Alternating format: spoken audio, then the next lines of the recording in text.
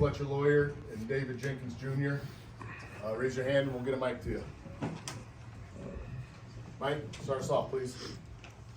Zach, in the first half, you seemed a little bit more animated, emotional than you normally are. Just kind of, I think I know what spurred that, but just kind of in your words, kind of how did that maybe get you going and carry you guys to halftime?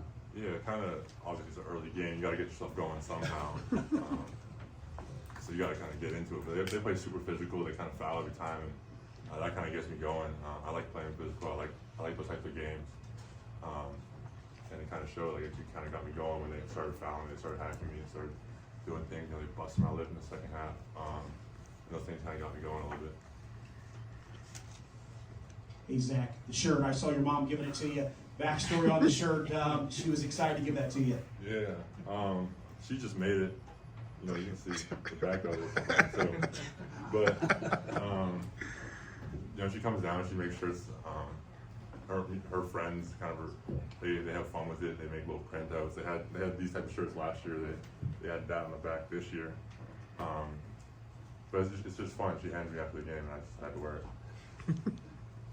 Zach, all the way back here, you got a career high tonight against Michigan State. Same thing back at their place in January, and even last year in the meeting, a career high 25. Why are you so successful against Spartans? I mean, I think it's like I said, they always play super physical. It always gets me going into the game a little bit. They stay one-on-one, so it's my job to score the ball. You know, sometimes certain matchups, my job is to kind of facilitate and make player rotations for the team. But against Michigan State, their whole thing is just playing one-on-one. So that's something I found success in. For Fletcher, Zach, how big is it to see David get going? This is about third or fourth game where he's knocked down a couple shots early, and as the season's gone on, he's gotten better and better. It's huge for us. It's a whole other option offensively, another weapon that we have, and we knew it was going to come. We knew with the work he puts in and the confidence he has, and just the maturity he has. Obviously, it's probably not easy having a freshman point guard come in to start, but he hasn't complained one time. He's battled. He's been a great leader for us, and we knew the time was going to come. He's going to come in and knock him down some shots. Yeah, for sure. It's kind of what he said. He's done this his whole career. He's old. Like he's done this. He's been doing this. He's been doing this since I've been in high school. So like, it's nothing new for us. We kind of expected this. For Zach, obviously you get to 37, but they started coming with hard doubles on you there. In the middle of the second half, whatever it was, the game was still, kind of up in the air a little bit. You hit Ethan for the layup, hit David for the three. And did you kind of have an inkling they were coming? And can you just kind of walk us through that stretch there where you were able to beat the double team? Yeah, I was surprised they didn't come earlier. Honestly, I was kind of expecting it every time I caught the ball. Like they usually when someone has success, they change stuff up. But Izzo, he's very steadfast in his ways. He wants to play one-on-one. He wants to kind of make you beat him with twos and not threes. So that's something that I guess that they really had to focus on. They really tried to focus on. But I was kind of expecting a double at some point.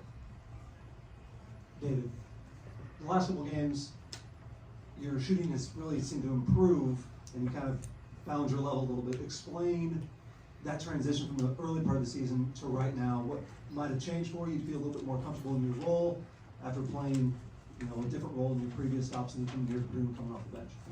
Yeah, I mean, obviously it's a different role for me. Previous teams, I was the scorer, shooter, whatever that may be. So I had to kind of fit into the role here. And obviously it's been a little while. I've been trying to fit into the role, but I mean, really just credit to all the guys, for staying confident in me and finding me on shots. Zach obviously attracts a lot of attention down low. He's always really selfless. He looks for us on the perimeter for me to flash to all the shooters.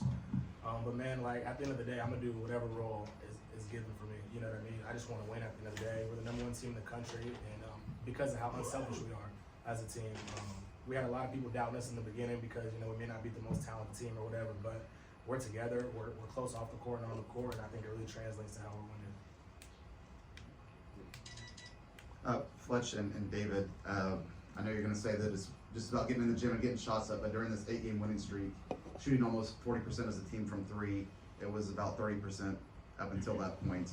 How beneficial is that for this team to go out and do what it does?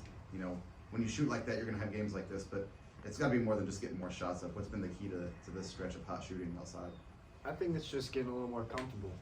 Everyone's getting minutes in, and everyone's getting different looks. And when Zach gets doubled, we're all going to be ready to shoot, and we know that, and we're comfortable with that now. And I'd say really just like you said, practice. We're in there every day getting shots up, but also we play through each other, and I think just putting the confidence in one another has helped. David, you talk about, coming over here, being okay with being on the #1 team in the country, but do you feel like you're getting more comfortable in that role that you're in now? Yeah, 100%. I think each game I've kind of earned myself a little more playing time on the court, and obviously I think it started defensively really, because I wasn't hitting shots, before these last couple games or whatever. Payne's trusting me to go out there and kind of guard, one of the best guards or whatever that case may be. And that wasn't what I was known for in the previous years, but that's kind of something I felt like was my role on this team, and it's kind of led to me hitting a couple of shots and things like that. So yeah, I'm definitely like kind of forming and getting comfortable in this role. DJ in the back. Yeah, David, you mentioned it a little bit, and Braden alluded to it yesterday, just how close you are with some of these guys on and off the floor. You're one of the first guys to congratulate guys like Fletcher and Braden when they have big games, but what does it mean for you to kind of have the patience kind of pay off and really start to put things together at this point in the season? Yeah, I mean, it means everything to me. And like you said, I want to see these guys succeed because I was a freshman I was too, and I know how it is. And that was 10 years ago. But Zach thinks it's funny. But nah, I remember maybe last week I sent Braden a long text just how proud I am of him, because it's hard for them to come in like that from high school and adjust to this level, especially at the Big Ten. It's a big physical league with a lot of good players, and I mean, credit to them coming in and being successful at that. So, but I love to see them succeed, and obviously, I'm happy that I've been able to help a little bit to help us win as well. You talked about your team chemistry that you guys have this year. You guys are so together. What has factored in that has made you guys just click so well together?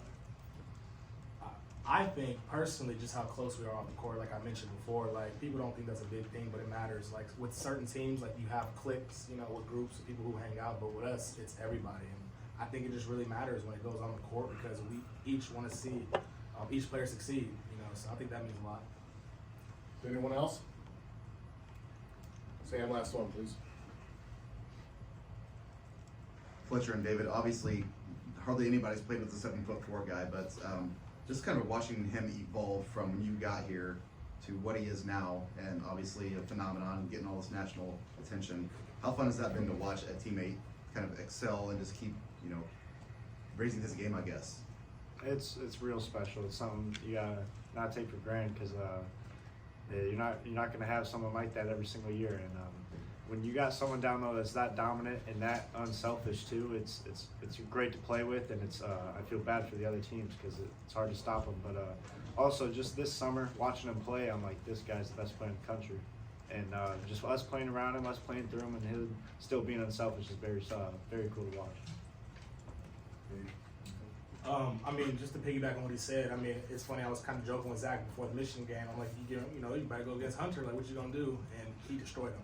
You know what I mean? So it's just and then after the game, I'm like, dang, you are real, So, I mean, it's amazing to see, man. He's kind of one of a kind. I've never played with someone like this. Probably never will, so credit to him and all the work he's put in. Anything else? Cool, thank you guys.